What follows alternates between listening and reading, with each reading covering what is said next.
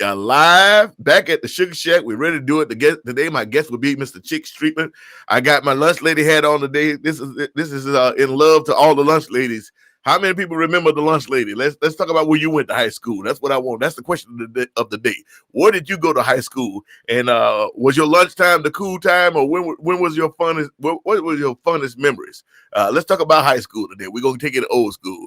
Right on. How is everybody doing, Barbara? How you doing, baby? Hope you can hear me. We've been having problems already 6 minutes in, but I think we got them ironed out. And that is the way we do it live here at the Suga Shack. I'm already sweating, but to tell you the truth, temperature dropped down to 50s last night. Yesterday was only 78 degrees. And today they say we have a high temperature of 72. Tomorrow we got a high temperature of 101. So this is the last cool day in Arizona. And spring is over for us, and the heat is about to start blowing, baby. Big Red, happy Tuesday to you. 70 in Milwaukee. Let me see. Alexa, what is the temperature? Right now, it's 71 degrees Fahrenheit. Woo, 71 and sunny here in beautiful Arizona. Right on. Jess Lane. That's my actor buddy, Jess Lane. Jess, how you doing, man? I was looking forward to being in that movie with you, man. Sorry it didn't work out, but thank you for giving me the love and helping me get in there. I appreciate that. Loretta Lolo. I only showed up in Fridays when I was in high school. True story. You only showed up on Fridays? How did you manage that? Oh, you must have been your senior year. Gary Wright, okay, I'm not in the suit today, y'all. Matter of fact, I'm glad to say that. I'm in my nice t-shirt, Slap Your Mama sauce, Cajun products. I use their powders. I have 2 different powders, and Gary Wright sent me this t-shirt, and he sent me a couple different Slap Your Mama hot sauces to use in my cooking. Gary, my neighbor next door, just gave me a whole bunch of nice venison, and I'm gonna see what to do about that. I got those pine logs to cook them on or something, and we'll check it out. Let me see who we got. Jess, Barbara, okay, Loretta, Dale Wozencraft, how you doing? Everybody doing? Gary Wright, Arlene Drummond in Calgary, 52 in Calgary. Well, that's good for Calgary, because it can get frozen. I want to go back in the day. Christina, how you doing, gorgeous? Good to see you, Christina. Welcome. Let's see here. Barbara Ryan, hey, mama, how you doing? Thank you, Barbara. Thank you for everything. Chris Cook, how you doing, beautiful? I want to go back in the day. Like I said, the day we're talking about school. I'm wearing my lunch lady cap today. I just thought it would be cool to do it since I was just wearing a t-shirt. Again, thank you, Gary Wright, for the Slap Your Mama t-shirt. I appreciate it, y'all. Check it out. Let's get that down. I don't want you to get my underwear, but there we go. Slap Your Mama. Slap Your Mama soft, baby. I want to go down too much further because it might be a full eclipse in here. There's a lot of Negro down there. It's just all black. I've been thinking the screen broke or something. Y'all be like, what the heck happened? Just blackness. Woo! Anyway, we ain't gonna go down that road. Frederick Lawson, what it be like, man? How you doing, brother? Nancy Lee Putkus, how you doing? Let me go old school, y'all. I feel like going old school. Check this out. This is back in the day. This is me and Aunt Kizzy's boys. Man, I was so blessed to be able to play with these cats, man. I'm gonna take me off screen. Let you guys check this out.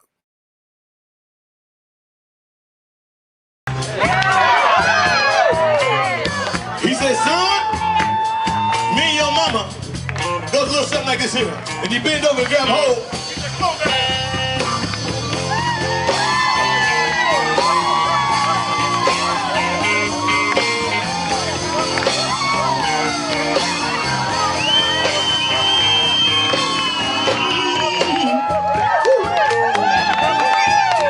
Oh yes, my dad is a bad mother, baby.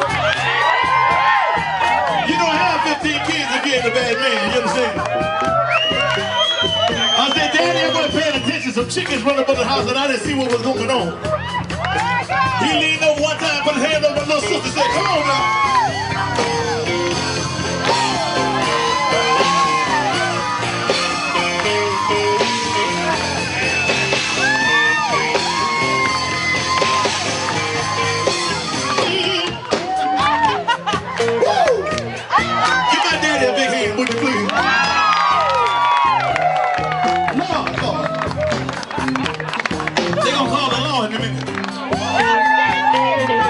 Now about this time, my mama comes downstairs.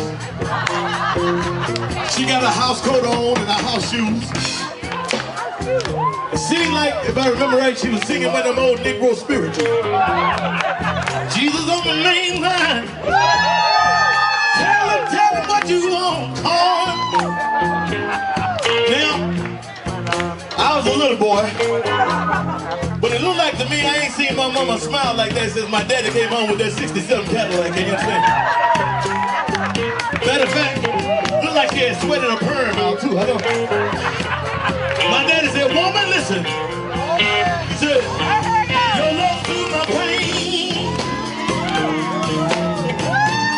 It soothes my pain every night. He said, yes, you're 96 pounds, baby. You're 96 pounds of dynamite. Now listen, baby. Now listen. After I play with the kids, I'm ready to relax. Put the kids to bed. Come and run my back.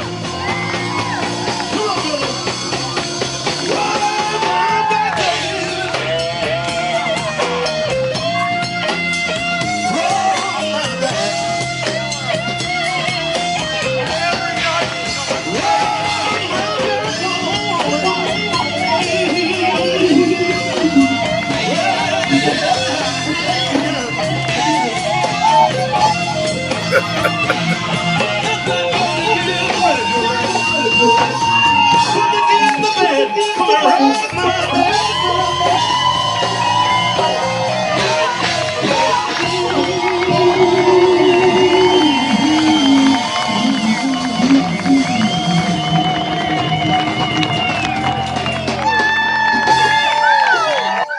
Wow, that's back in the day. We used to do this great little thing for the Bonzo Rotary Club. We would do it every year at Escondido Performing Arts Center outside. That's back when I still had my sound system.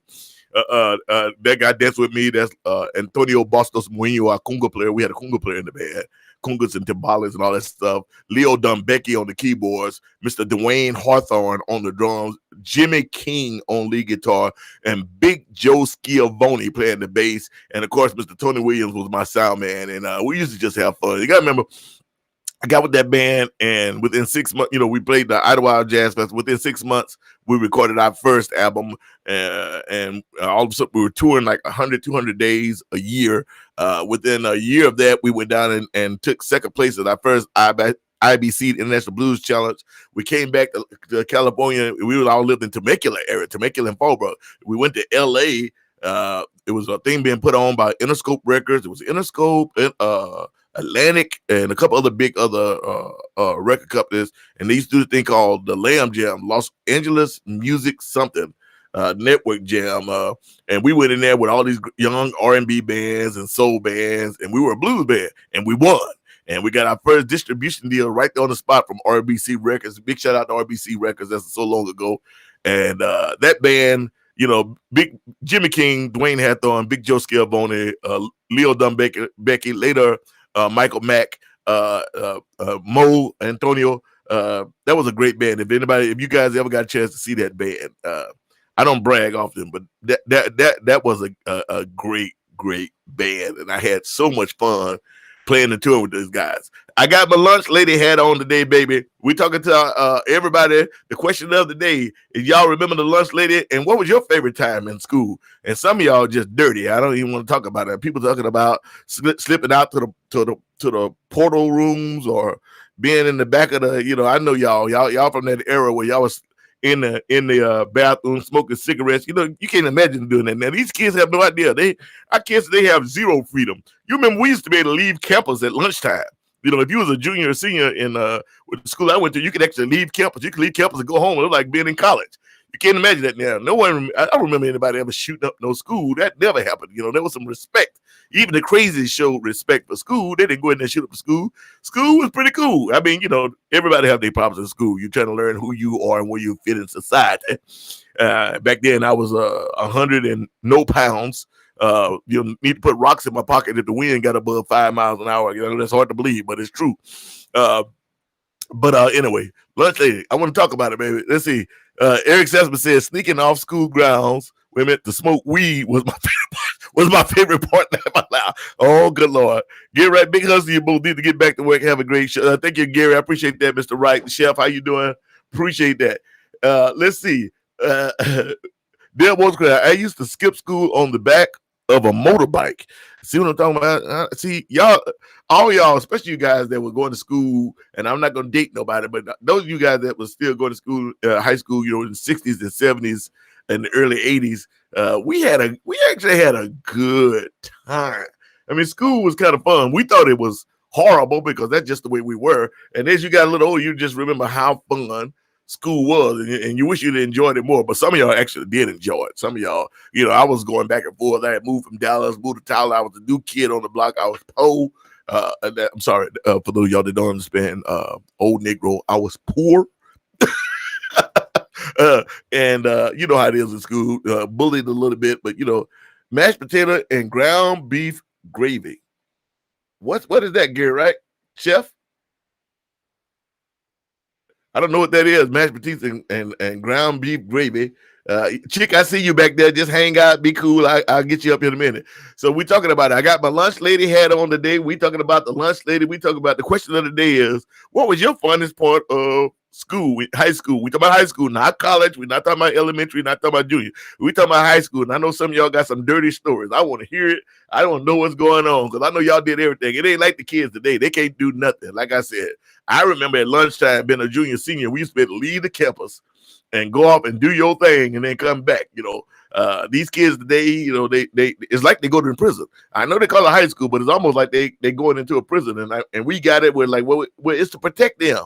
Man, it sucks. These kids don't understand what high school's supposed to be about. They going there to learn. We went there to have a good time. Anyway, check this out. Acoustic radio. In first grade, I was the slowest eater. I'm going to put this up. I can't read all that. She said, I was the first slowest eater. A staff member had to sit with me until I was done. Last one in the cafeteria. I might have been avoiding going back to classroom. You think? In high school, I had to speed it up to get my job. Still eat today. Laura, I'm not understanding what you're saying, but it sounds like lunchtime was your favorite part of the high school day. I'm not sure. Let me see. Deb Rosecrans says, we used to drink cider in the language lab. Sure it was cider, Deb. Sure it was cider. I'm gonna leave that right there. I see what you're saying, Gary. Right, your favorite time was lunch, was mashed potatoes, ground beef, and gravy. All right. The lunch in Texas, it was good. Wasn't all that, man. It was good. We did what we had to do. I mean, I had basketball for 3 hours. The way they set it up. So, but what was your favorite time? Y'all remember when you used to be able to drive your car? There was no gates. Remember when there was no gates? You drive and park where you wanted to park. Go out back with you and your girl. Wait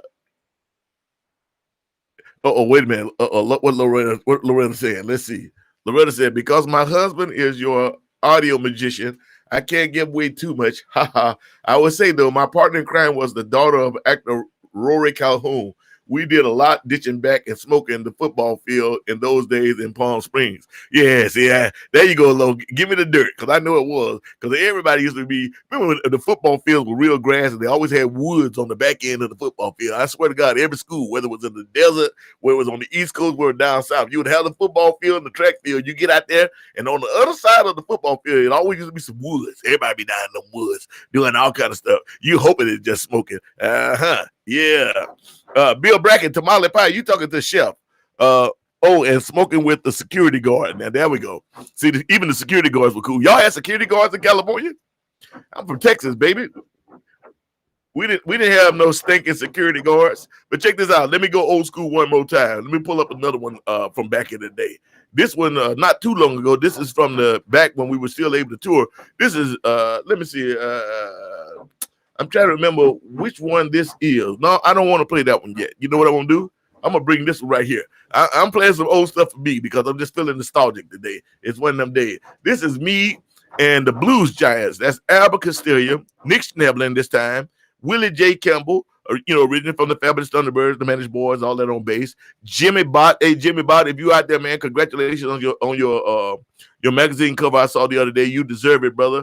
Jim Bott is the original drummer for the Managed Boys and the drummer for the Fabulous Thunderbirds and Rod Piazza and the Mighty Flyers, and the list goes on and on. Big Red says, "You won't believe," but let me put that up. "You won't believe, but I was shy in high school, bagged lunches all the way, but the $50 1960 Studebaker gave me some credit my junior and senior year. Big strong car." All right, baby. All right. I can't believe Big Red. I can't believe you shy. Well, you ain't shy no more. You ain't shy no more. I like that. And that's for y'all that don't speak Old Negro. You're not shy anymore. You shy no more. Check this out, y'all. Here. Mulan, it's so good to be back. Mulan, it's so good to be back. How about little Freddie King? How about little Freddie King? Chick, I'm gonna have to mute you. We're getting feedback, so put your headphones on. Make sure you got some headphones. Okay. We're still getting feedback there, though. Let me take that.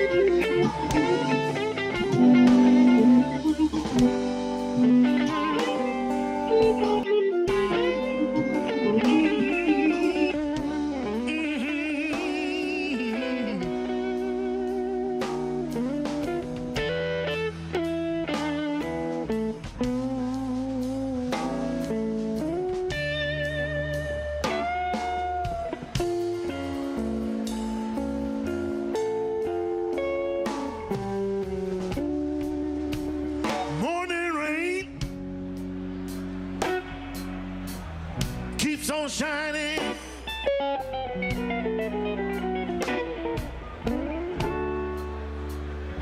like the tears that fall from my eyes as I sit in my room, staring out at gloom. It's the rain, it's the same old blues.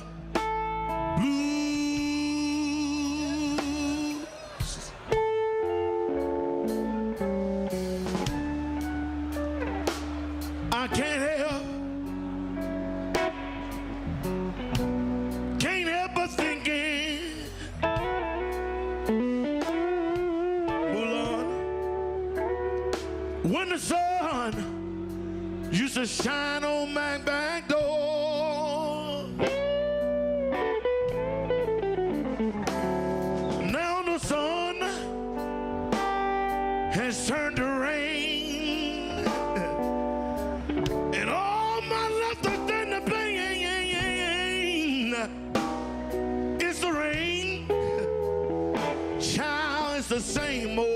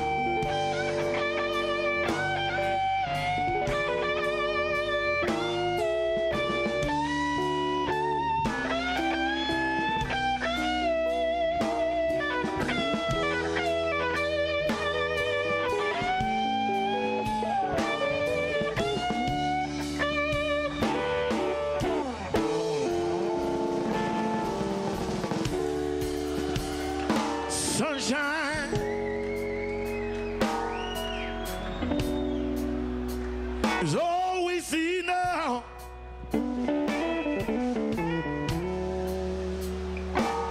But it all look like clouds to me.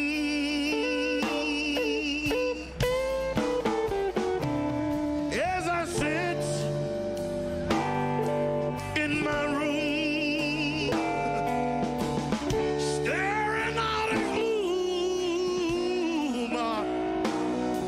it's the rain, it's the same old blues.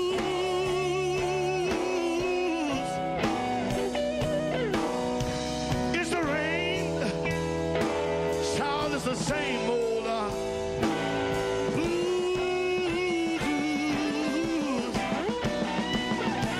Yeah, it's the rain, it's the same old blues.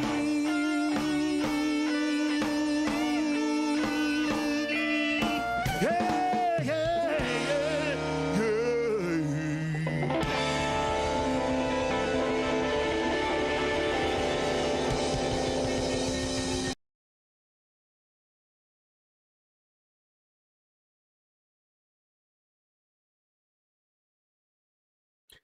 Nick Snebler and those guys, Albert Castillo. Sorry, I was muted. I love touring with those guys. Also, Mike Zito was in the band for a while. Also, he was originally the guitarist, and Nick Snebler came in to replace him. I got my man Chic Street Man backstage. I'm gonna bring him up. Actually, he was backstage. Then he's vanished. I had him, and now he's gone. Let's see what happened. I was gonna bring Chick up. Chicky baby.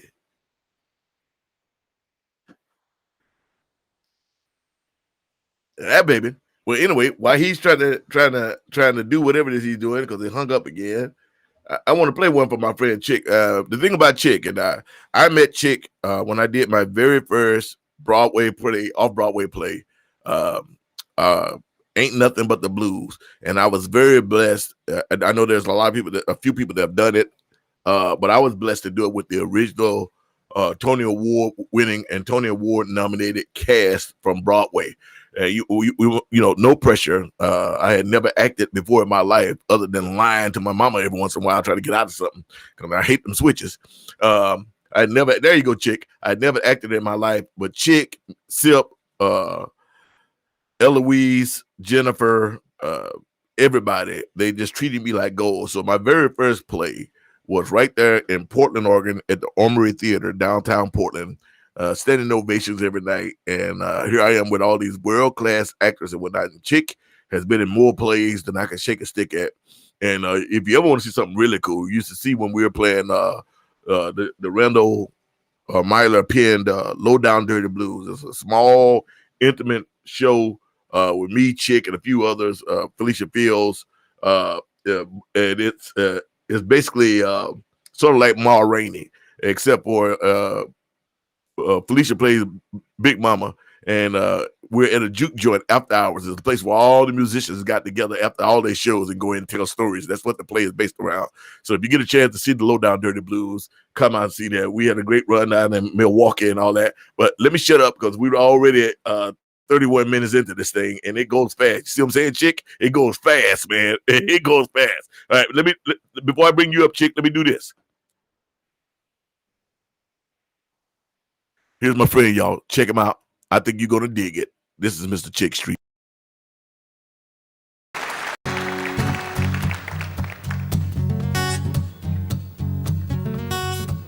This song comes all the way back from 1975.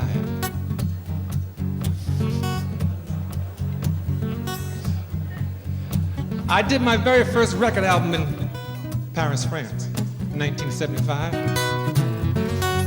And this song was on that album, and I'm doing it in honor of my friend Bruno and his family, who are out in the audience tonight, because they were there when I sang it the first time. Son, don't you fall in love with a woman who steals your shoes. Don't waste your time trying to win what you can only lose, because a young hypocritical woman, she tell you everything is fine, She'll love you, then leave you. Talk about the right to change your mind. Son, you better listen, you better hear me when I say, take a lesson from your mother. I done been involved, but I ain't gonna do it no more. Your papa done left me, he walked right out the door. So I got me another man, I'm thinking it ain't gonna happen again. But now I'm fighting the blues of a lonely one, the second fiddle to a bottle of gin. Son, you better listen, you better hear me when I say, take a lesson from your mother. Yeah. Who do you blame? Cause you're sitting home all alone. Why make a fuss when you know you're really on your own? Well, I'm tired of hanging around and putting on a show. I'm getting ready to run, son, but I don't know where to go. Son, you better listen, you better hear me when I say, take a lesson from your mother. Yeah. See, the thing about a woman is you got to treat her right. You got to love her in the morning and keep her close at night. Oh, but I want somebody to tell me, because I just can't understand how a hypocritical woman would get a hip to another man. Son, you better listen, you better hear me when I say, take a lesson from your mother. Son, you better mind. Son, you better mind. Son, you better listen. Son, you better mind. Oh, son, you better listen. Son, you better mind. Son, you better listen. Son, you better mind. Son, you better listen. You better hear me when I say, take a lesson from your mother.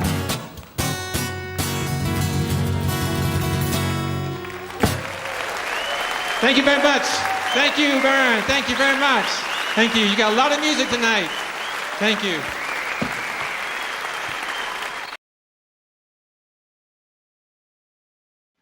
Yeah, Chick is one of those people, just one of the most talented people I ever met. And sorry, he's just one of the most talented people I ever met. And he is one of the nicest people you could ever meet. Like I said, they don't know this, but I was scared out of my mind when I did that first play. You know, I'm used to being on stage, but it's different when you're doing a play. And Chick, Mississippi, Eloise, Jennifer, and all those guys treated me like gold. Then messed around and we got to do a small, intimate play. We did it in Milwaukee, we did it in Cincinnati, and I think they even did it in Tucson and Phoenix, which I was supposed to be on those. But I signed a record deal and they yanked me to go on a world tour.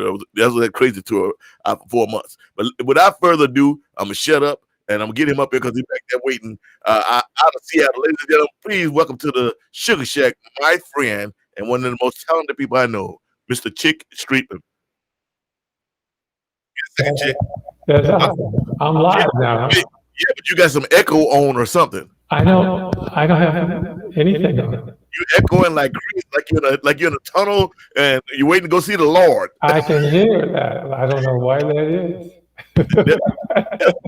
Yes, whatever you're going through has got an echo on, brother. It's definitely an echo. Okay, let me just take off the mic. Okay, there you go. Let's try that. Just go straight to the computer. That's still the same, ain't it? Yeah, you're still echoing. Still echoing. I don't know how to change that. Let me go get my son, see if he can help me out. You go ahead and I'll come back. Okay, while you doing that, I'm gonna play another song by you. All right. All right, Chick, got some difficulty, but we'll get him up in just a second. Check this one out, y'all. See if y'all dig it.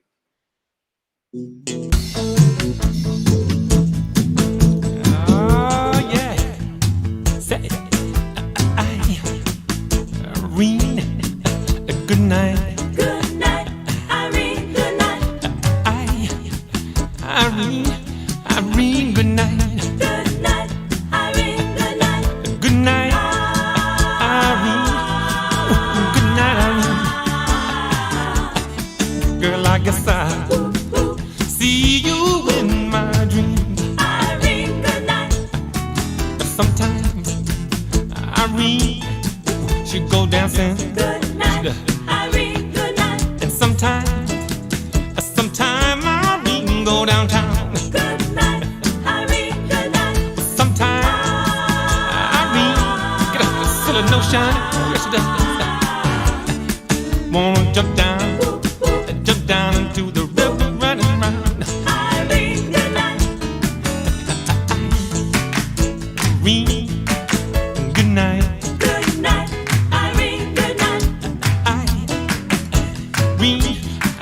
good night. Good night.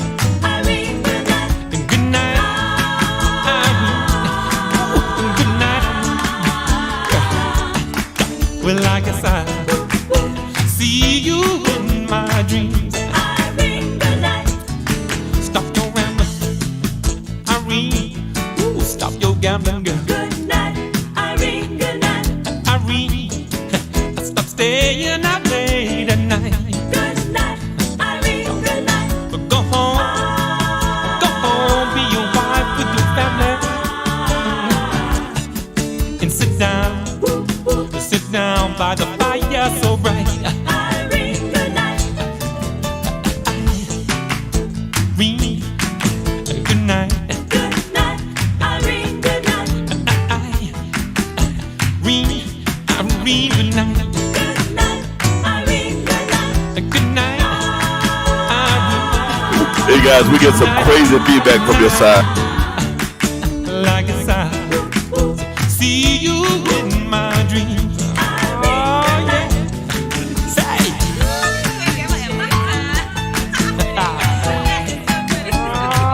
yeah.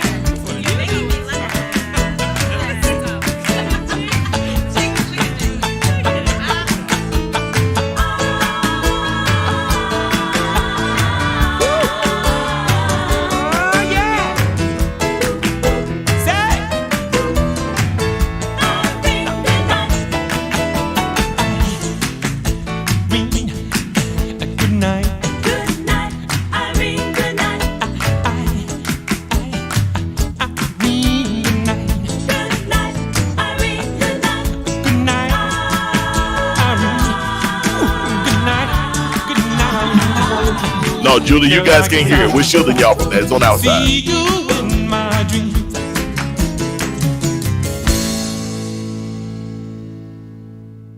Yeah. And that's my friend Chic Street Man. Every night, you know, when we do the plays, it's 8 shows a week, 7 days, 6 days a week. They by what you call it, by union, you get 1 day off. So we do 8 shows in 6 days. And we were doing it with no backup, no what do you call it? My brain is not working tonight, but in case you go hoarse or something, no one to step in the wings to cover your part. So 8 shows a week and 3 to 4 months in a row. And we run those shows, you know, 19-hour practices and then 8 shows a week, you know, crazy. But I enjoyed doing the theater. We're trying to get chicks, worked out.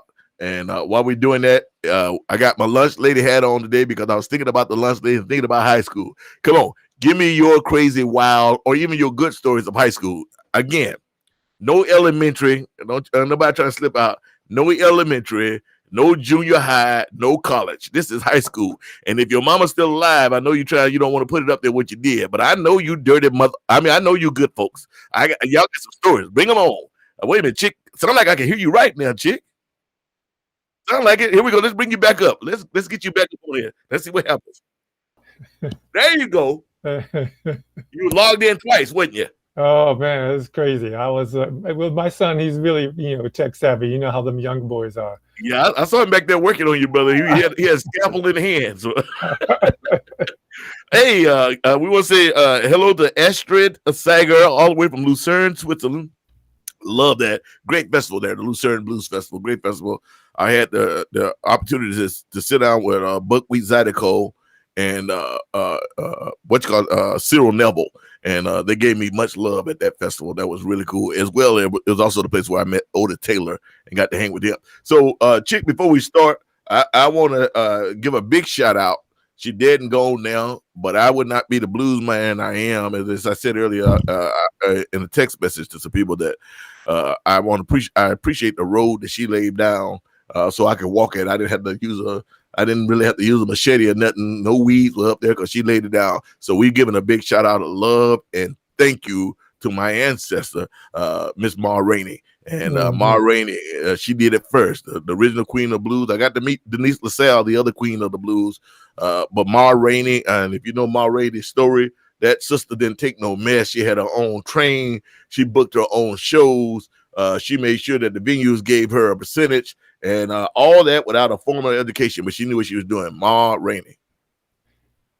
Chick, I know you're like a historian. Come on, give me some Ma Rainey stuff. Well, I'm going to tell you about Ma Rainey because I did one of August Wilson's. I did Ma Rainey's Black Bottom here in Seattle. Right on. I played slow drag, and it was pretty funny because I had met August Wilson because I actually sang at his wedding. That's how I got to meet him.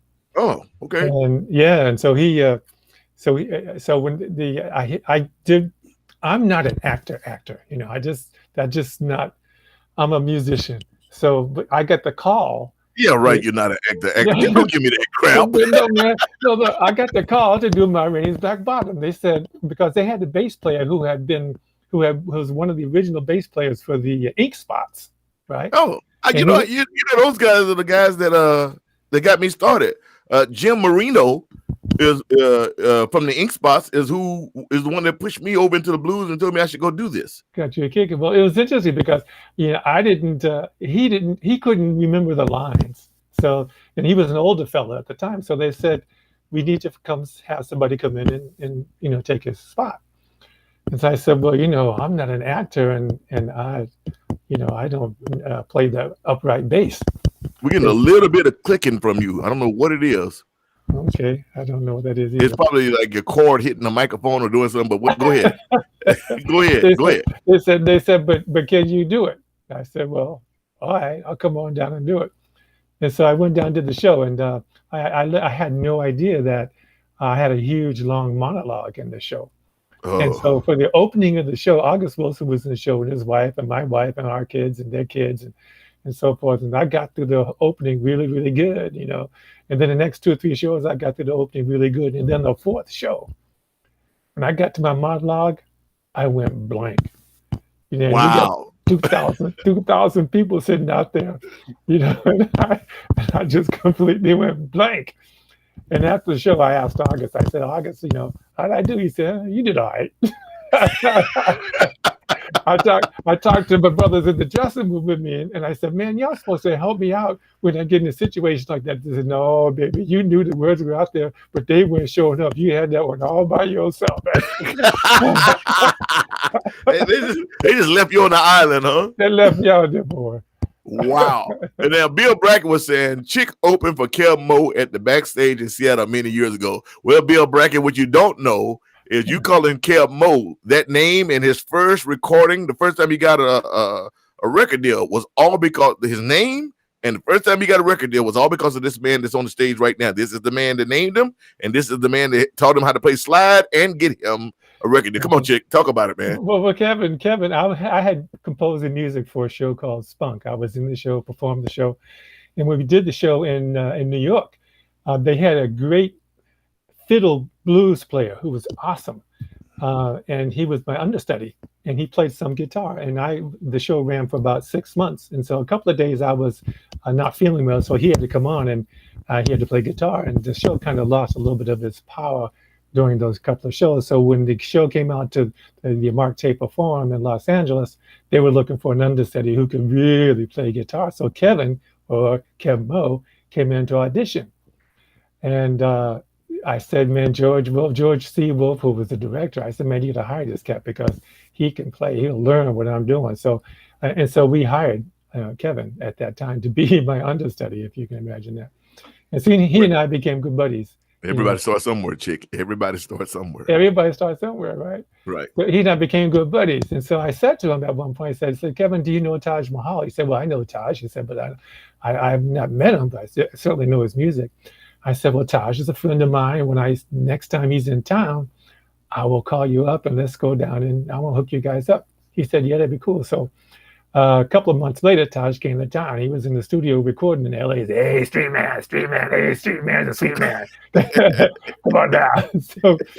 So we go. I called Kevin. I said, hey, man, Taj is in town. And Kevin had just done 3-song demo. There was knocking. I just out of sight. So I said, bring your demo with you. So we get down to the studio. It was in L.A. and Taj was recording, and he and Kevin and I are in the control booth with the producer. So when Taj took a break, he asked us, he said, "What do you cats do?" We said, "Well, we kind of similar to what Taj is doing." He said, "Well, you got something for me to hear?" And I didn't have any new demo stuff with me at the time, so I said, "Kevin, give it to him." Kevin gave it to him. That became his first record deal. John Porter. Wow, His John first record, Porter. Kevin, yeah. So that's when Kevin took off. How come you didn't do that for me?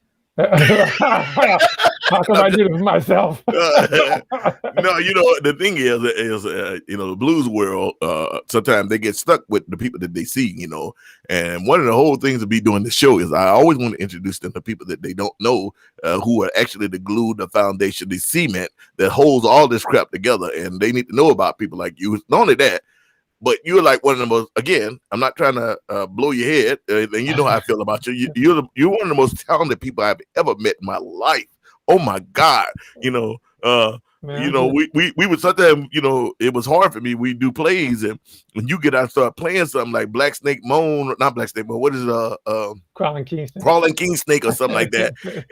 And I would lose my place because I get so, I'm from the performance side. I get so wrapped up in what you were doing, and I remember telling myself in the rehearsal, I can't look at Chick. I gotta make sure that and Felicia, that's a whole nother story. But I just I got to make sure what I'm doing, and especially when we did Low Down Dirty Blues, because you guys, Tony Award winning, more plays than I can shake a stick, well favored in the business. People know who you are, and then me, and I'm like, okay, well, I'm gonna make sure. I just remember thinking I'm gonna make sure that I ain't dragging them down. I'm gonna try to hold my end up at least. But you guys always treated me with love, and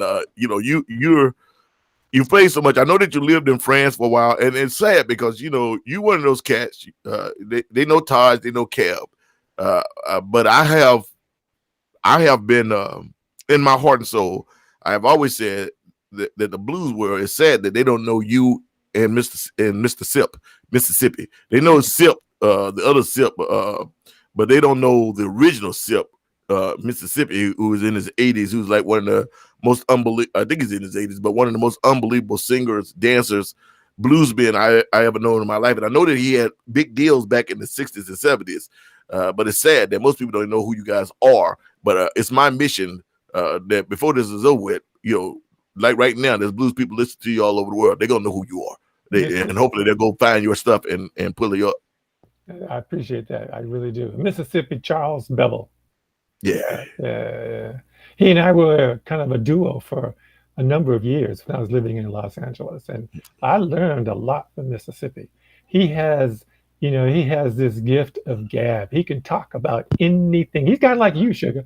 He can talk I'm telling you, y'all can talk about anything and make it work. And Sip would. He would talk about anything and make it work. And then when he would open his mouth to start singing, it was like, whoa.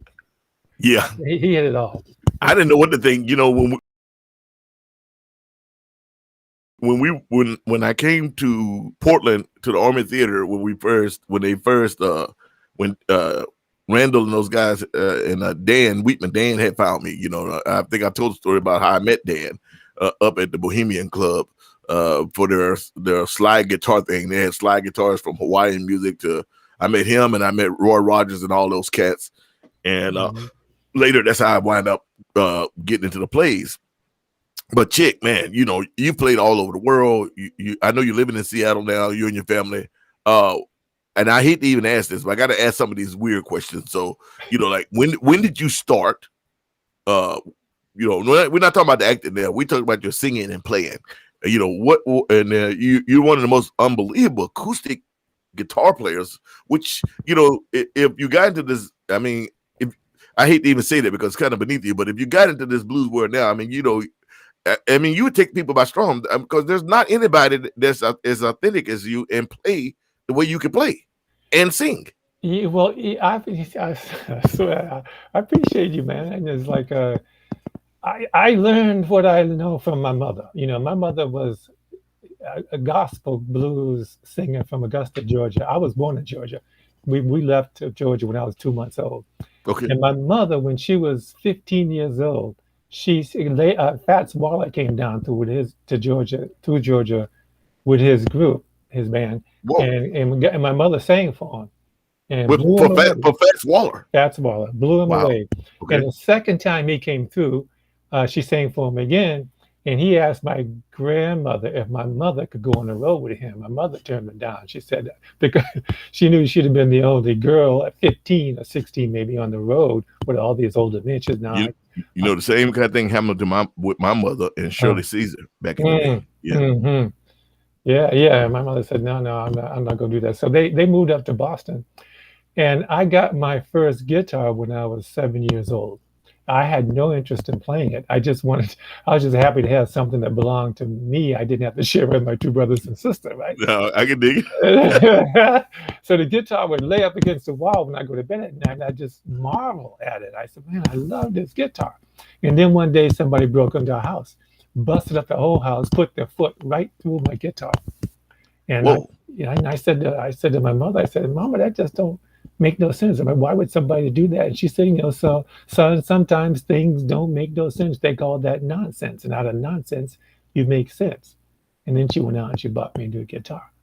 Wow. And so then I started playing, just talk about some folk music, folk songs, Peter Paul and Mary stuff. And that's where the acoustic guitar picking stuff comes from. And but B.B. King, Muddy Waters,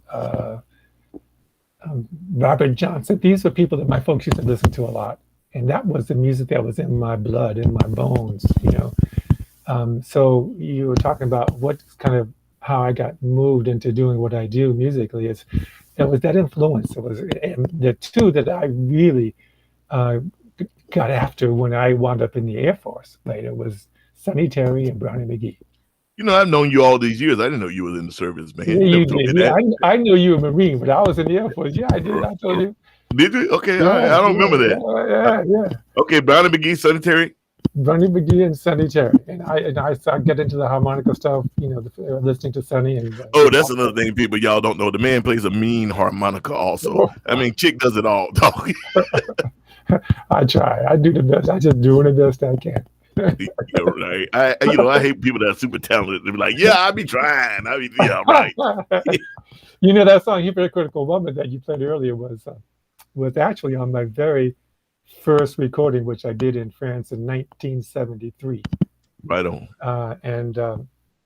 And as I got older, I learned how to slow it up a little bit. Yeah, but I like it. I like it fast like that because because I like the energy. The energy was there. Yeah, that's what I'm talking about. And the energy is huge. And it's okay to slow it up when you do it on an album, but when you're doing it live, you need to keep that energy. I'm a stickler about that, and I've had record companies get upset because they go back and they look at the video and they're like, man, you like 30 clips faster than the album. I'm like, yeah, because on the album that works, but live I need to bring this energy. BB King used to use a trick that a lot of people don't know about, and the trick was when he started his set, from my understanding, every song would go up, I think it was a half note or a quarter note, so by the time he got to a slow song, he was 2 full steps up. So even though it was a slow song, the energy of the song was up. And that is a pretty cool trick. Everybody has these little tricks in their thing. So it's just amazing. So I did a retake of Hypocritical Woman on this recent album that I just dropped 10 days ago. Oh, that's right. You have a new album now. Do you have that with you? Do you have a copy of it? I can give you the information on how you can download. No, we just want to see it. Well, we want to get the information too, though. But I didn't do any CDs yet because cars don't put CD drives, or computers don't have CD drives. So it's like the older folks I'm listening to, though, who listen to me say, I want a CD. The young folks don't be dealing with CDs. You know what? The trick, Chick, they don't buy CDs from the store, but when you playing live, they want a physical copy. So I understand the whole digital thing, but this is why I still do vinyl. Exactly. Even though it costs me an arm and a leg, and this is why I still do CDs, is because when people come to a show, they want to take a part of the show or the energy home with them. Absolutely. And they want that. As far as going to the days of going to Amoeba or Sam Goody or mom and pop stores, and buy the CD. No, those days are gone. That's right. That's right. There's still a few people, quite a few here on this audience who still understands that musicians have to make a living, and they do it Yeah. out of the graciousness of trying to keep live music alive. Right. But again, like I said, I keep it because really, when you're doing live, people want a CD. They want a CD. Yeah. Matter of fact, Bill Bracken, who is like one of the blues historians here, from everything, Bill says he still buys CDs. So Yeah. right on, Bill. Yeah, I love CDs too. So before we got on this morning, I was actually working and talking with my wife about how we want to go about making that happen. So it's going to happen. We're going to get some CDs out, but for the moment, it's just on Apple Music and Spotify. Well, give us the credentials, would you please, and yours. It's if you just go to CHIC Streetman, Chic Streetman dot here now. Here is spelled HEAR. So it's chickstreetman.herenow.com. It's all there. And the album is called Here Now? No. The album is called Left Foot Down. And I don't know if you know, it was produced by Kev Mo. Right on. So I said, I told Kevin, I said, man, I want you to produce my next album. And he said, well, I did a few last year and I got 3 people on my A list. He said, Michelle Obama, Bonnie Raitt, and you. And I said, okay, that's good company. Let's do it. Yeah, right on. So we recorded as I went down to Nashville. We recorded it in Nashville, and but that was just before the pandemic. And as you know, everything just kind of fell apart as a result of that pandemic. And so we just put it on hold until just a week ago. So it's out now. Right on. So you guys decided to go ahead and try to release it this year, huh? Exactly. Yeah. All right. Yeah. Right. So hopefully, things are starting. Matter of fact, after I get done with the show, I think I have a meeting with my management and booking agencies because they've actually got quite a few dates and whatnot. And so hopefully, as far as America goes, things will open back up. All my European stuff, and I have a lot of that, has all been moved to 2022. So we'll keep our fingers crossed. We're praying for all those folks in Brazil and India, respectively. I know they've been hit really hard right now, really hard. Really hard. Yeah. And of course, the Wizard of Oz back there, Eric Sassaman, putting up all the credentials and whatnot right now. So there he's already. There it is right there, ladies and gentlemen. Yeah. And Eric is no joke. He's fast, man. He be typing, and it look like it sounds like he's just hitting buttons. Like when you're playing, just except he actually be typing. And I said, you know how long it would take me to type this out? Chick, what made you once you went into theater? And I'm not sure. I know you wrote Spunk. A lot of people don't.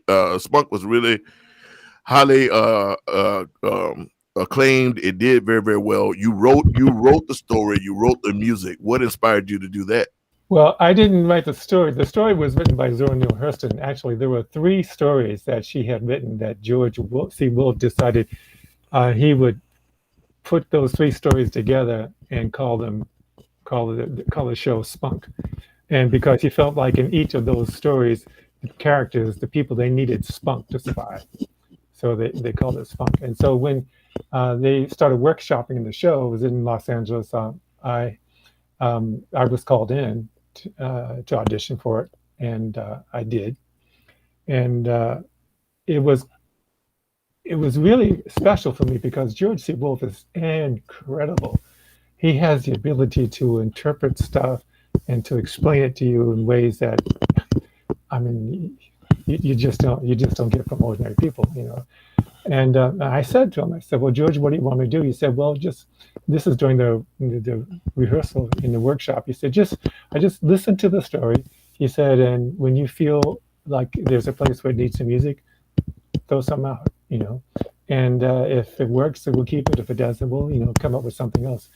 And so that's how the show was put together. The stories themselves were already there. I just put the music to it, and we had Ann Duquesne and Charlene Woodard and who else? A bunch of other folks that were in the show. I can't think of the names at the moment. But Yeah, it became really popular. Chick, something I wanted to ask you a long time ago. Yeah. Is what Native American tribe is your family kin to? Because Well, you can see the Indian all in. I remember seeing one time. I think you showed me a picture of your mama or somebody, and I was just like, man, they got Native American all in there. You know, what tribe is it? It's Cherokee. Cherokee. I did it. Yeah, my father's mother was. I think she was full-blooded. My brother thinks she wasn't full-blooded Cherokee, but he thinks she was close to it, whatever how close that means. But yeah. I mean, we have a lot of it in our family. We have like Crow, Blackfoot, and a bit of Apache. But I mean, we grew up in East Texas. Now we're finding out that most of our family, through the ancestry, a lot of them came out through North Carolina, South Carolina, and Cameroon, and all that stuff. Right, but yeah, we have a lot. Matter of fact, my brother found pictures of my great, I think it is, grandma, and she actually was with the Indians that were Seminoles and whatnot that were marched from Florida to Fort Sill, Oklahoma. She was actually on one of the Blood of Tears, and there's actually a photo of her standing at the gate of Fort Seals in Oklahoma. And I think the Seminoles never gave up, right? They just Yeah. continued to hang Yeah. on. But they were, some of them were captured and they was put onto the Trail of Tears and marched that way. And she was there's actually a photo of her, and they got all her documentation and everything. So that was pretty cool. I'm gonna play a quick video, and then we're gonna come back and ask you a few more questions if you got a couple of minutes. Ladies and gentlemen, this is the Suga Shack. My guest today is my friend, the incredible, the amenable Mr. Chic Street Man. Chick, we're gonna bring you right back up in just a second. Check this out, you guys. I wanted to play something. This is like my favorite place in the world to play. I absolutely love this place. It's gone now. Mike and Wendy Ingram. I love them. They were great people, and we used to go out of our way to be here. Here is my band with Gino, and now he's passed away. My man Jack Kennedy. I think Jack Kennedy is on this one. And Drake. It's one of his first shows with us, I think, and Lavelle Jones. Check this out, y'all.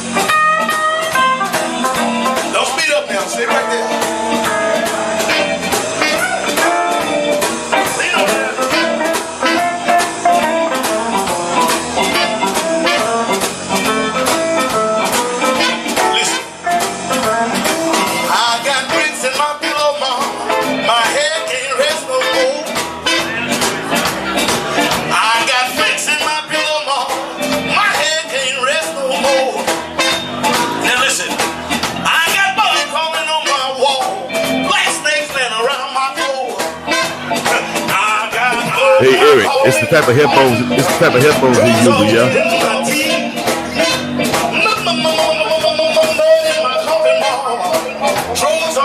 So, Chick, if you can hear that, Eric was saying that your microphone on your headphones is hit the zipper on your jacket. That's why we getting all the noise. That's how you move. We get, yeah. So you got to try to maybe hold it or something. You getting like every time you talk and move, it just is rubbing against your clothes. Just to let you know. All right. Call you back in a second. I'm going to bring you back up in a second.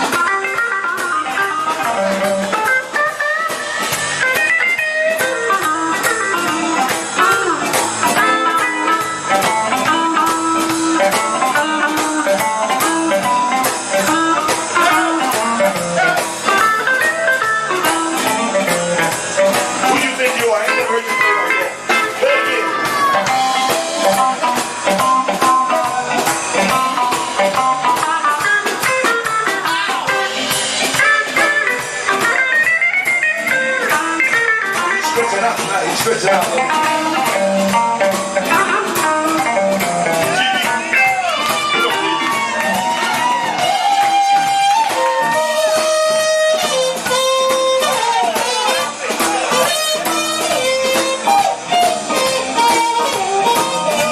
That's how we do it down in New York.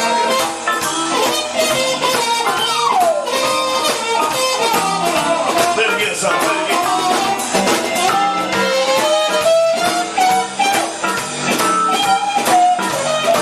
I like that.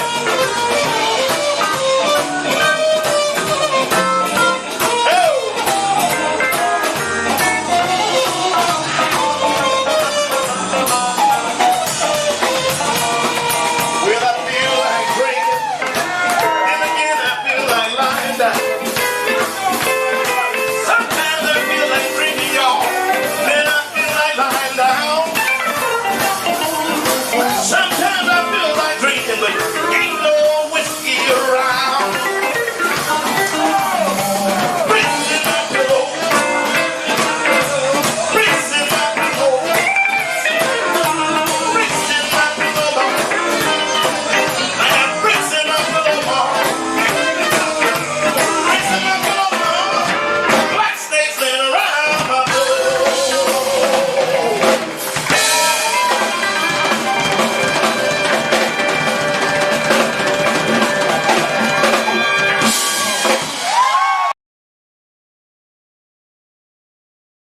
And man, that's incredible. I love that place. The Burke is just a little like hole in the wall place out in Birkenfeld, Oregon. Literally the population, and this is no joke, the population it used to be 4. Last time we played there, it had moved up to 8. So I guess somebody had some chilling. But it's out in Birkenfeld, Oregon, because at the time it was like I couldn't get into Portland. It was just really weird what was going on. And so when I did a show with Kevin Self and his band, and we came up and played that Duff's Garage, and I met Mike and Wendy at Duff's Garage probably a couple years before I played the Burke, and they were telling me about this place. And then once I got there, Chicken reminded me of like something from the 70s, like Bohemian. Like they put the whole band upstairs. They feed you. There were times that we started the shows at like 5 o'clock in the afternoon and played till like 5 in the morning, and people were still there. There was no hotels around, and so you could drink. It's kind of scary going back because it's black out there and it's just windy roads. But man, it was my favorite place on the planet. And this comes from a guy that done 72% or something of the planet. It was my favorite place on the planet to play. I And saw Mike, you there. did you come down there one time? Yeah, I came down there once. You said, "Why didn't you bring your guitar?" Oh,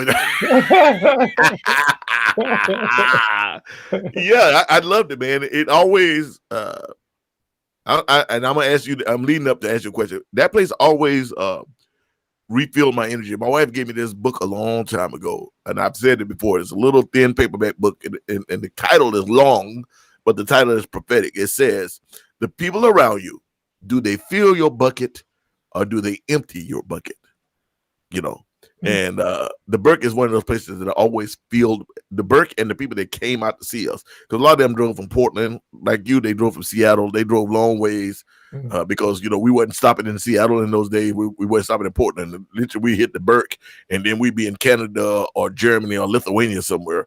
But that place always filled my bucket. Is there any place that you've ever played? I mean, I know you lived in France for a while. And believe me, as much time as I spent in France, I understand. I've been all over France. But is there any place that ever did that for you? I could tell. You don't say France, you say France. Well, at least you better say that much right. I know I'm American, but if you want to, especially if you're in Paris, you want to get on a good foot. You don't say, "Yeah, it's good to be in Paris, France." It's like, "Well, it's good to be in France." Yeah, it's Paris. You're Paris. At least they know you're trying. Well, I'll tell you. And my French is comme si, comme ça, oui. That's simple. Well, I'll tell you, it was, I guess, probably the show that kind of told me that I could make this work for me was when I played the Montreux Jazz Festival. And that was, and I was in Switzerland doing a show for this group and working with these teenagers. And I got the call from the jazz festival in Montreal. They said that Etta James is sick, man. Can you come in and fill in for her? I said, yeah. How much does it pay? They said, well, you're right around the corner, so there won't be any travel charges. You get the same as Tracy Chapman, who's playing solo. Mm. So I said that works for me. And so, but that audience for me was, I had never played for an all French audience before. Really? And well, I guess I had when I very first got started. Okay. But when I got up on stage, I just basically said, "Je suis là, je suis Chic Street Man, je viens de jouer le blues."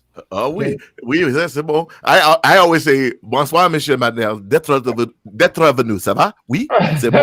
That's me. That's as far as I go. So it was very Wait a minute, you got to, for those not speaking French, you got to explain what you just said. I said, well, I'll say exactly what I did when I very first got to France. I met Pierre Barou. Pierre Oh, Barou, wow. he had done the music for A Man and a Woman. With Francis Lay, who wrote the music, but Pierre did the lyrics. And when I got to France, I said, this was in '73, and I said it was time for me to start, looking at the music thing, making it happen. And they said, well, this is a guy named Pierre Barou. He made his money with that movie, and they have a small theater. He has all of his artists on his label. On every Monday night, they do the show. Go down to Théâtre Mouffetard and meet him. So I grabbed my guitar and I got down there. When I got down there, they had a huge line around the whole theater.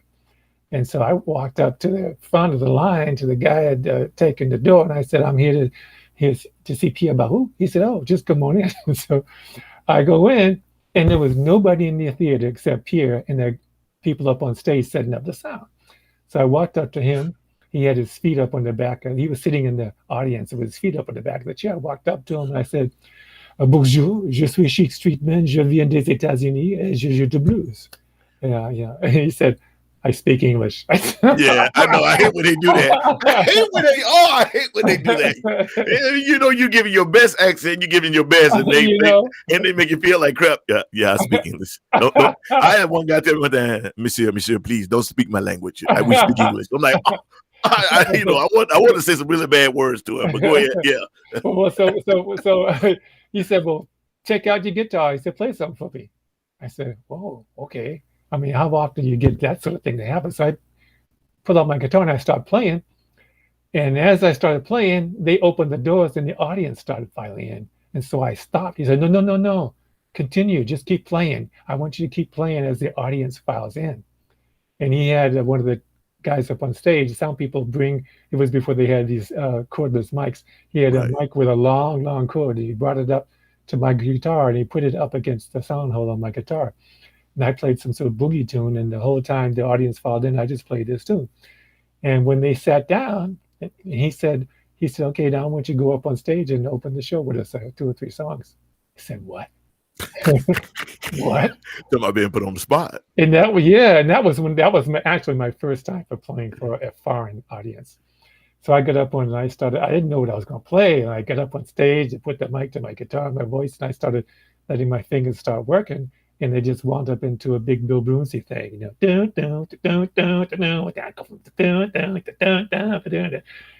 the audience loved it. And 2 or 3 songs later, I came off stage, and when the show was over, Pierre said to me, he said, do you have an album? I said, no. He said, have you written some songs? I said, yeah, I've written some songs. He said, I said, but I'm working on some others. He said, well, why don't you come by my office next Monday and we'll talk. So I said, okay. So then following that week, I went home and I wrote 12 songs. I hadn't written any songs, and those songs became my first album called Chic Street Man, Growing Up. It talked about the complexities of young people growing up in the world. Yeah, so I mean that is when people say luck, and it really is true that luck is how do people say it? Well, the way I figure it is, luck is recognize the opportunity, having put in the work to take advantage of the opportunity, and taking your shot. That's luck. That is luck. You do. A lot of people don't realize that open doors in front of them, but they let their fear fight them so bad that they don't take the chance. And I think great musicians or good musicians, we've learned that it's sink or swim either way. But the worst thing in the world is to be laying in your bed later on that night going like, man, why did I even try? Mm-hmm. You know, to me, luck is preparation. But beyond preparation, the big one, the really, really big thing about luck is recognizing opportunity when it's in front of you. And I knew that I could play the guitar. I knew I could sing a little bit, you know.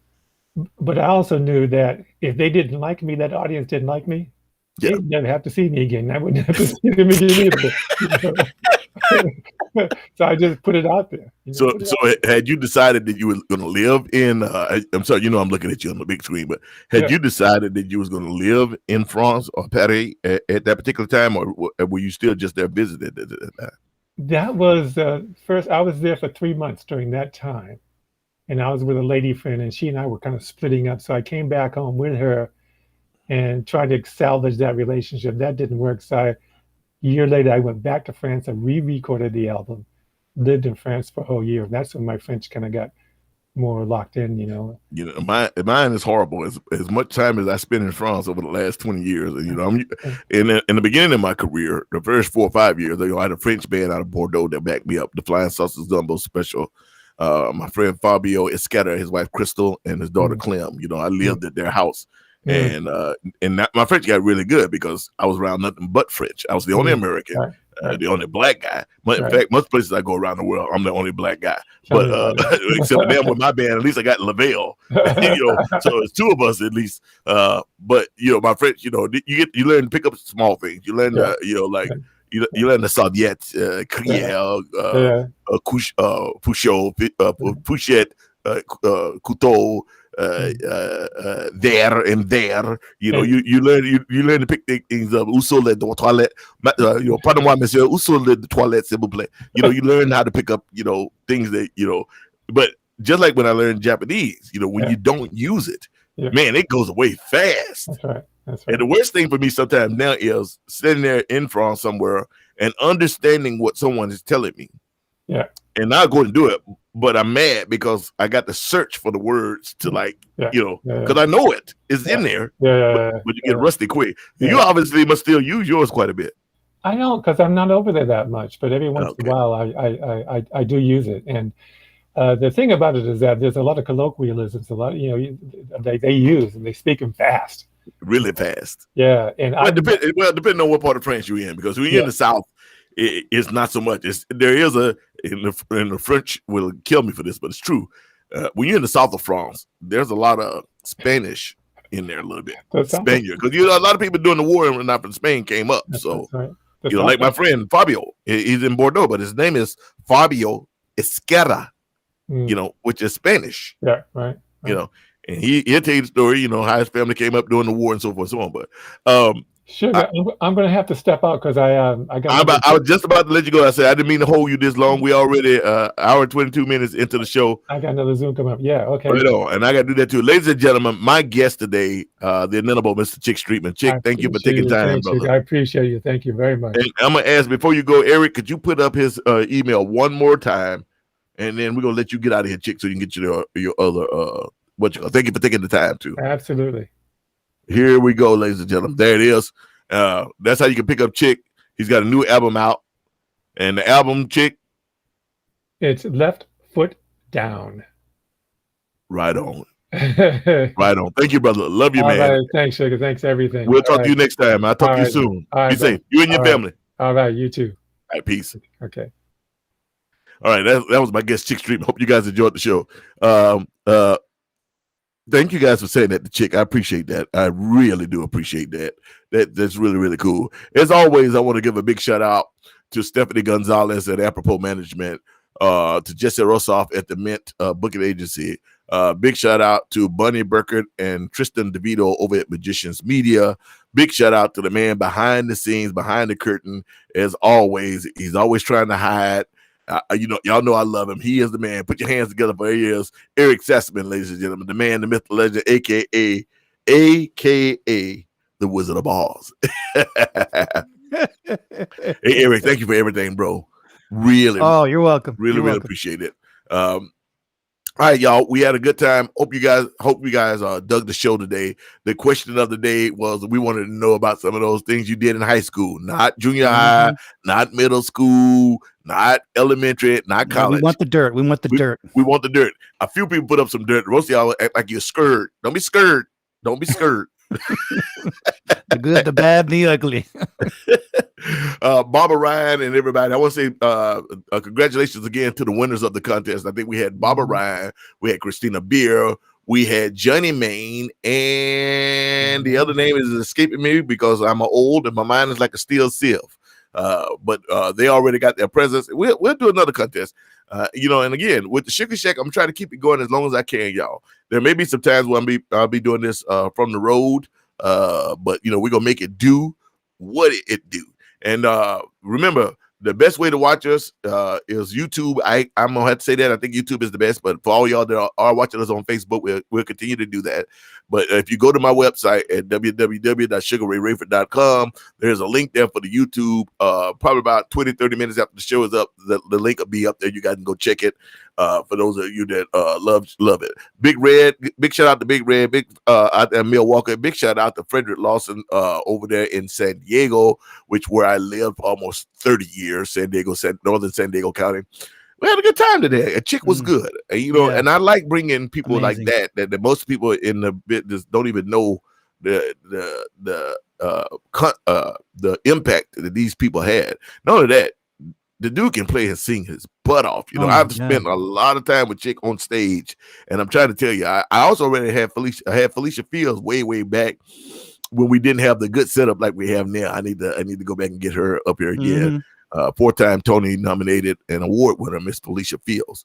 But Chic Street Man, I wish I don't know if you can do it, but I wish that they would allow us to, and I know they won't, but play some of the video of some of the stage shows that you guys would just be. Oh, that's right, Big Red, you won. And Big Rig, Mary Liz. That's it. I knew I was missing somebody. Mary Liz was also one of our contest winners. Thank you, Mary. I appreciate you, Big Red. I met Big Red in Milwaukee. She used to come to the play all the time. At least I think she came to the play at least 4 or 5 times. And believe me, y'all, if you ever go to a play, tickets ain't cheap. And she would spend the time and buy merchandise, hung out with me. She gave me my first cheese curds. Big Red gave me my first cheese curds. We went out. She took me out one night to this little place, and I had Milwaukee cheese curds. Man, I was like, oh, so this is what all the stuff is about. And she's come to different shows. So, Big Red, from my heart, I love you. Thank you, and I appreciate you. Again, today is the birthday of Big Mama. Big Mama, that's what I call her, Big Mama. But y'all call her Ma Rainey. Ma Rainey, y'all. Today is her birthday, and we celebrating the lifetimes and the achievements of Miss Ma Rainey. So, when we get off this program today, you guys should all go and listen to a Ma Rainey song. Yeah, go watch that video on that movie they made on her on Netflix. I think it is. Oh, really? Is that the one with Queen Latifah? Ma Rainey's Black Bottom? Is that Latifah? I don't recall. Well, I had like I said earlier, I had we just had Chick, but I had some other actor buddy, Felicia Fields. And for all that don't know, Felicia was the original Miss Ophelia in the original Color of Purple. Her and Oprah are good friends, and Oprah studied under Felicia for the movie Color of Purple to play that part. So the part that Oprah played is usually what Felicia played, but of course Oprah was paying for the movie, so there you go. Jennifer Nova says, I ditched the pep rally with 20 friends to walk to my boyfriend's house. Everyone smoked the green stuff, and we all got rounded up and interrogated by the assistant principal office. I was terrified. I didn't know.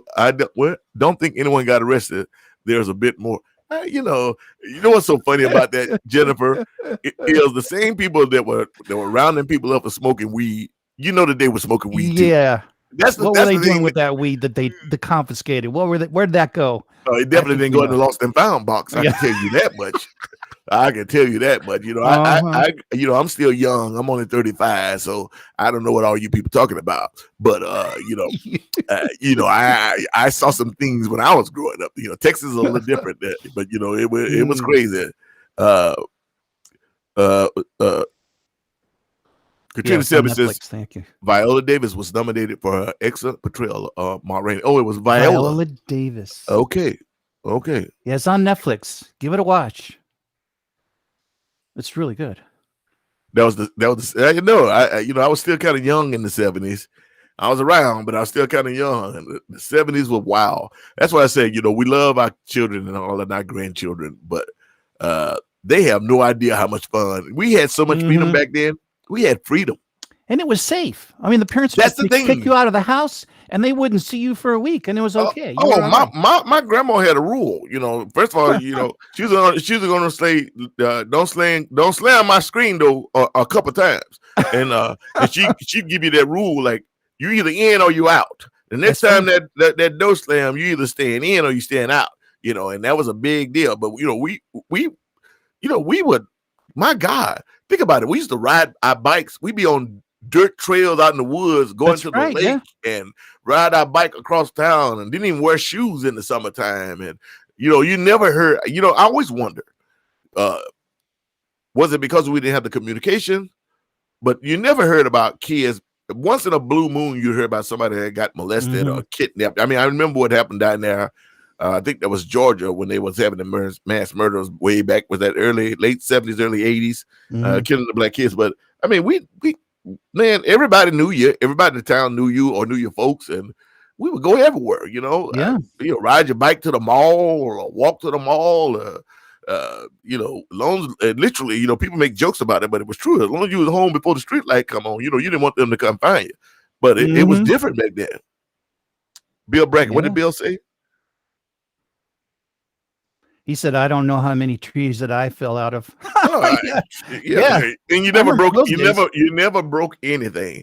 We rode our bikes. We didn't have knee pads, gloves, helmets, none of that You build stuff. a little ramp so you could shoot off the ramp and kill yourself.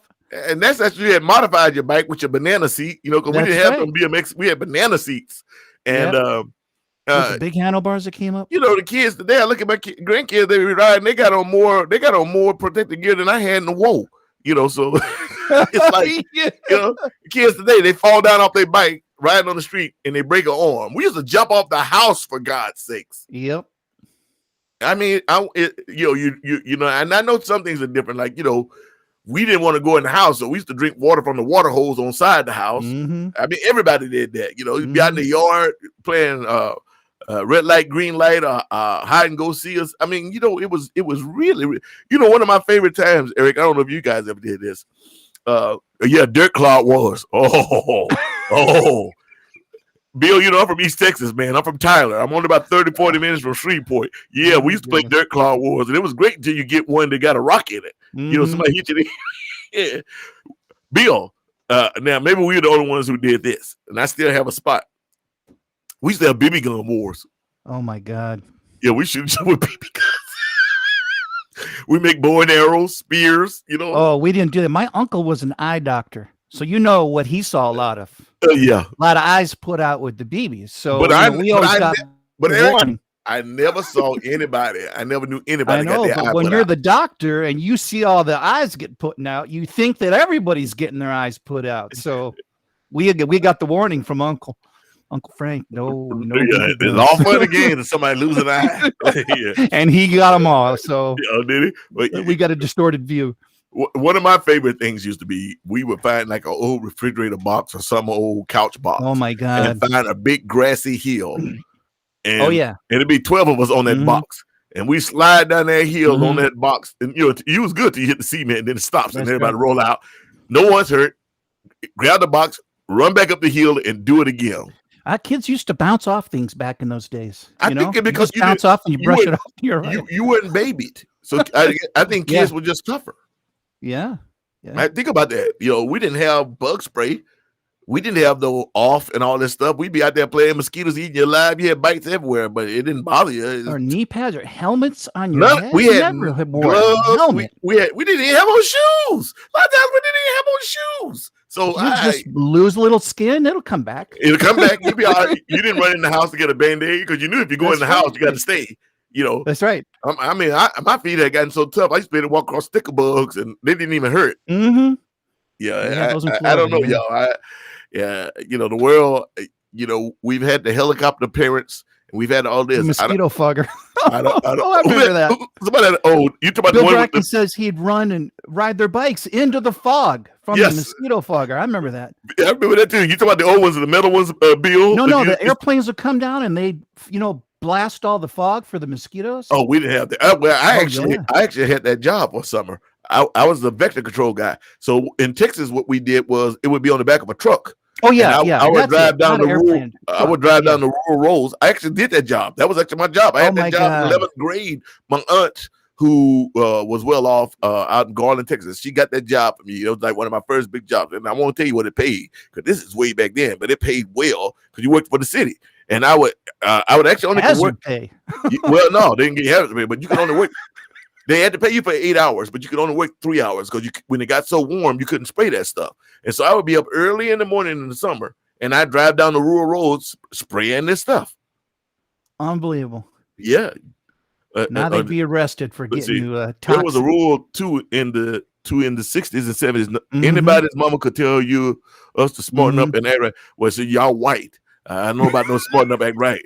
Where we were from, literally somebody would get you and whoop your back in, and then take you home and tell your mama why they whoop your back in, and then your mama or your grandma was gonna whoop your back in. First of all, for being out there being bad. Second off, for embarrassing her. I mean, Mhm. that's what we grew up. I literally grew up with, everybody knew you. It didn't seem like no matter how far I went, somebody knew somebody that knew you. And the word, they didn't have cell phones and all that back then, but I swear to God, the word would always get home before you did. Yep. So they would whoop our butts. You knew better. And the suicide toboggan rides. Oh my God. What is that? Read that Let's right see. there. What 8 of Barbara us said. laid on our stomachs. 7 fell off. The friend on the bottom sailed at a good pace down the hill under the post and rail and into a river. He nearly decapitated himself. We left our asses off. Yeah, and probably went back and did it again. Yeah. And you still here. Yeah. You still here. Somehow. Well, you can't. I don't think you can't whoop kids. Oh, white moms did that with me too. Okay, all right, that makes sense because that, especially down south, like where I grew up, they whoop your butt. Oh, and the kids will sue to be emancipated. I No, remember. they'll- I remember trying to say that. I remember somebody tried to say that one time. I come around the late 70s, early 80s. Well, I'm from the 60s, but and I remember my mama. Guts. My mama saying that one time, like, yeah, you go ahead. They didn't have 911, but it was somebody called a cop. Like, you go ahead. Call I'm child gonna be services. here at home. You the one gonna be living with other people. And I'll have somebody else playing with your toys. We never even thought about that kind of crap. My mama didn't play that. She was up and like, y'all not my kids. I'm like, we not your kids? Like, no, I found y'all behind trash can. Felt sorry for you, brought you home. So Substitute children. oh, Oh my God. intestinal. That's how we develop intestinal Guts. fortitude or guts. That's Yeah, right. it is. It is. And that's why these kids today, Ah, and I'm not downplaying this. Let me make sure I say this because this is going to be a quagmire. We get to talking about the bullying, and every parent, everybody went through bullying. Even the people that was the bullies had their bullies. It was always somebody bigger than somebody, but that was part of life. It taught you how to deal with bullies, which is why I think today a lot of kids don't know how to deal with bullies. And anybody that is worth their salt, anybody in this world that's at least 25, 30 years old knows that in life you're going to have bullies. It doesn't matter how old you are. It doesn't matter how big you are. But if you've never dealt with them, then the first thing you want to do is cry and run away. My mama had this rule: you better not run for no bully. She's like, you better fight him, because if you don't, you run in this house, you got to fight me. It taught you how to stand up. Well, hey, that was her words. I kid you not. You had to learn to stand up on your own 2 feet. Now it's different because back then kids didn't shoot you. They may have had a pipe, a chain, a knife, that they did have those. But you know, you win some, you lose some. But you learn that standing up to bullies made them stop, you know. But I know it's a little different because of the social media. Now, we didn't have quote unquote social media, but we did have the gossip girls. And if you did something, it was all over town anyway. So it was the same difference, in my opinion. A lot of times you didn't know unless somebody accidentally told one of your friends and they got the dish and then came and told you. Let's talk about it, y'all. We overtime. You know, it looked like we had a whole nother show that came up right now, but it's true though. I mean, kids were just different, man. Yeah. I mean, we climbed trees. We used to. My brother and I, we used to climb up in the barn to steal the honey from the bees. We learned how to do it. You know, one of us would stand out there and chunk at the bees. The bees would chase him while they're chasing the other one. Would go up and get the honeycomb. You know, you could probably get stung, but oh well. You know, that's just the way it was. Man. I mean, you know, it's just amazing we're alive. That's all I got to say. No, it's not. No, it's not. Well, everybody in this world stuff. did it before. You got to think about this, man. Let's be real now. I know everyone gets hypersensitive, but before there was even doctors, people have been born. That's and true. the population didn't go down. Okay, so that means that you don't really. It's nice to have a doctor, but you don't need a doctor to be born.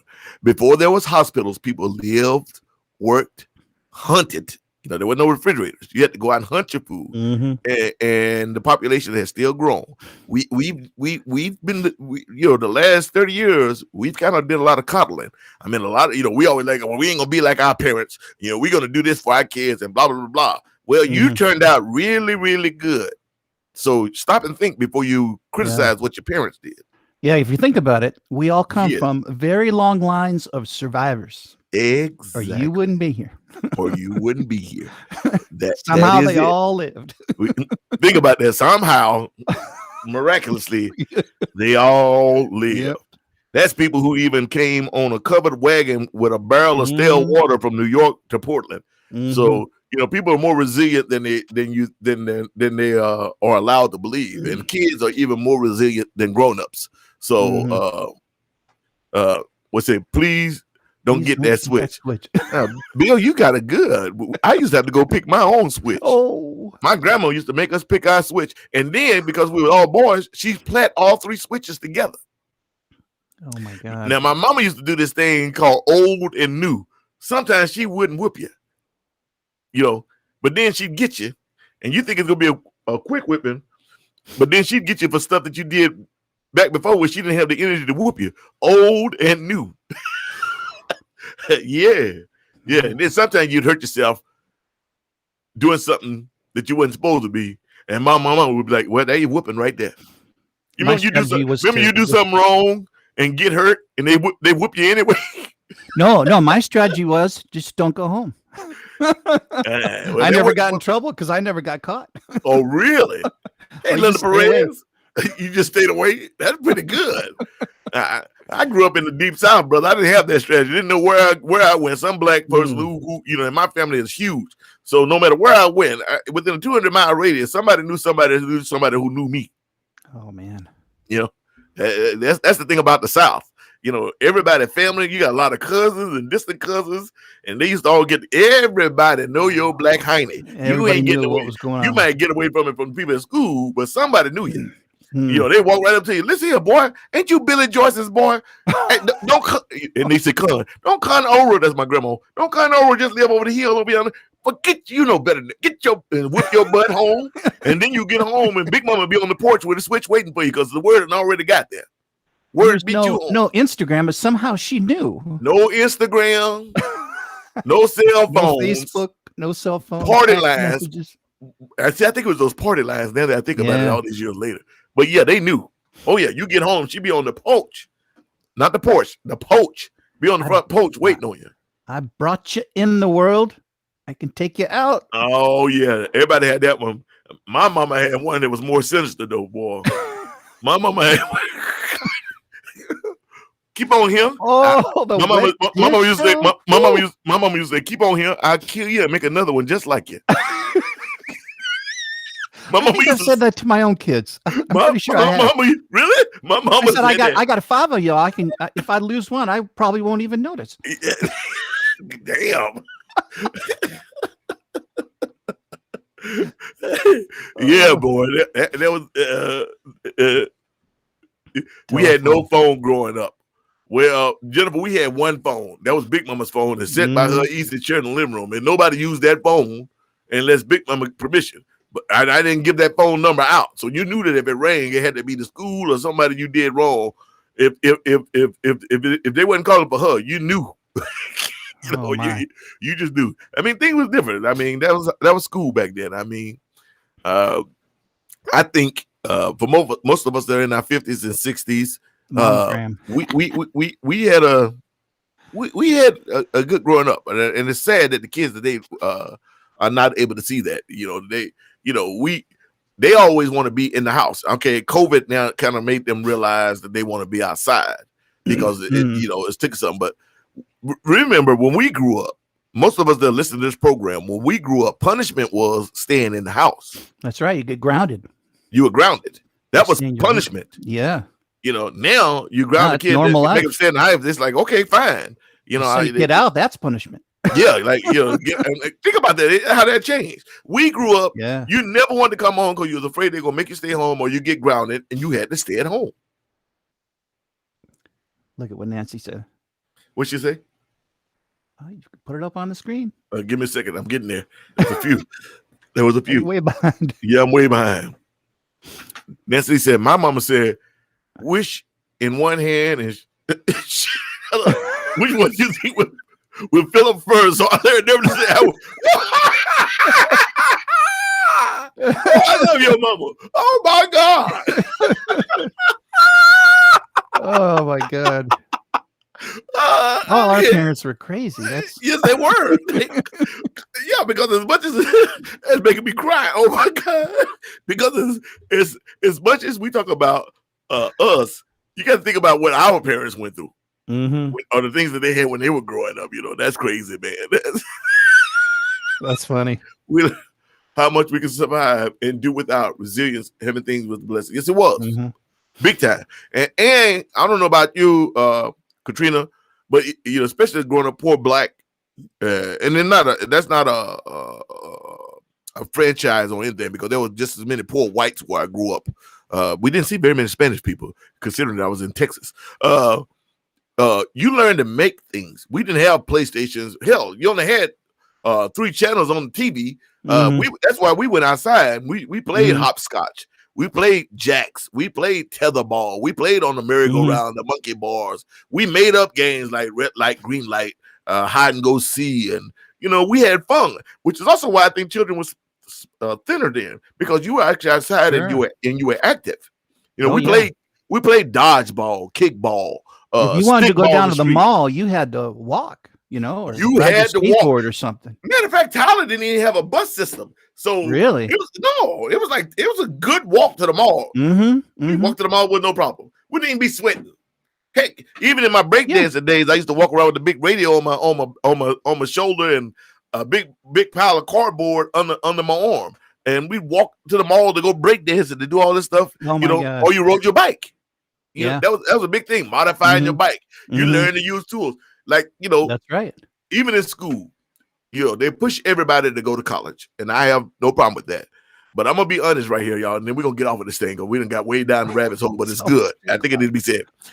Not everybody is meant to go to college. It really isn't. Not college is not meant for everybody. It's not. But needless to say, and not saying, there were people who made great livings in the trades. And I remember when I grew up, trades were still in school. They took that out of school now. You had auto mechanics. You had woodworking. I was a member of the FFA, the Future Farmers of America, all 4 years of my high school stint, and I'm still a farmer. Not everybody's meant for college, and there's still jobs. We still need mechanics. We still need farmers. We still need air conditioning techs. We still need all these things, and these people make as much money as a lot of college people make, and a lot of them are entrepreneurs because they're opening up their own businesses. Where a lot of people going to college, yes, you may have a good job, but you're working in some corporate situation which you have no control of your job, and you could be fired tomorrow if you can get a job. I'm just saying, not everybody's meant for college. There was nothing wrong with the trades, and it's sad that they don't teach trades in school anymore. Oh, this is a good one. Go back to what Katrina said.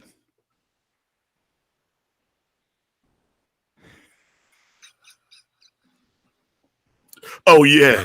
Oh yeah. I'm bored. That's And I grew up. I don't know about you guys, but I grew up in the country. You never said I'm bored because there was Oh. always something to do.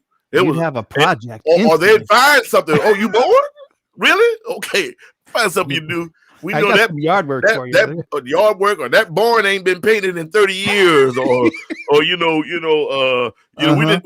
have an edger. Big Mom be like, oh, you know what? The front yard, and the front yard look like, I don't know where you guys, but Texas, the front yard was the size of half of a football field. The side yard was a football field. Oh my The backyard God. was a pasture. So we had to go out there and we edged that yard. Or one of us would edge that yard using a hoe. Oh my God. And I ain't talking about no woman. People today don't even know what a hoe is. We used a hoe, and not only that, I had a push mow. I remember when Big Mama first got one of them. When she bought me a regular mow. When I took on a little side job in the summer, mowing people's yards, Texas yards for $10. I would mow them, edge them, and sweep them. This like 2 football fields, some of these folks' yards. And then we got there in them big weeds. And we had to use a sling tool because we was post, so we didn't have no bush hog. It'd be 2 or 3 of us out there with a sling tool. How many of y'all even know what a sling tool is? That was before my day. Huh?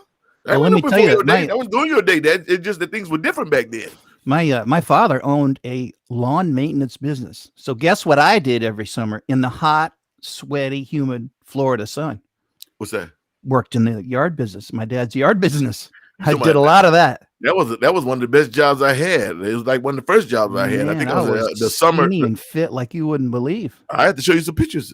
I'll show you some pictures next time. Show you what I look like.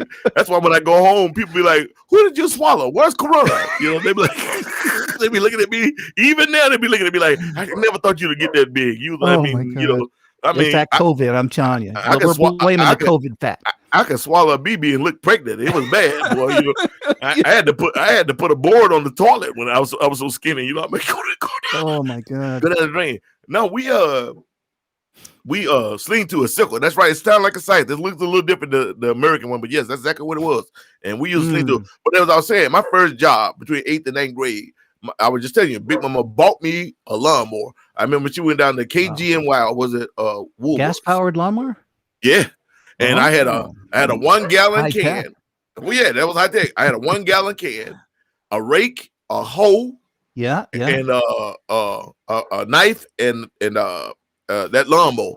And I used to walk in that East Texas sun. We talking about 100 degrees, 100% humidity, and I would go up and knock on people's doors. Yeah. And for $10, cut their lawns, cut their yard, edge it, and pick up the leaves. And this is Texas yards we talking about. That was a fortune, huh? Well, back then, Back in the day when you're a kid, $10. And I was pushing them on. And, I could make $100. Yeah, yeah. A lot of people would give you more than that anyway, because you out there. So they feel sorry for you. but they wanted their yard edge because it was a big deal in Texas to make sure your yard was nice and clean. So yeah, one of the best job I did. Taught me a lot. Bill Brecker said what? Look at Ken. In Milwaukee, they'd say standing sideways. He was so skinny. If he stuck his tongue out, he looked like a zipper. You dang right. You laughing. I remember those days. I'm gonna show you a picture one of these times. But listen, y'all, we got to get out of here. Didn't mean to go this long. This is Sugar Ray Rayford. This has been the Sugar Shack. Hope you guys enjoyed the show today. My guest was Mr. Chic Street Man. I had a good time. I want to say thank you to my entire team, and thank you to all you really good people that came out to the show today. Y'all know I'm just messing with you. Hey, this is Sugar Ray. Listen, as always, please be good to one another and yourself. Amen, brother. Peace, y'all. Bye, everybody.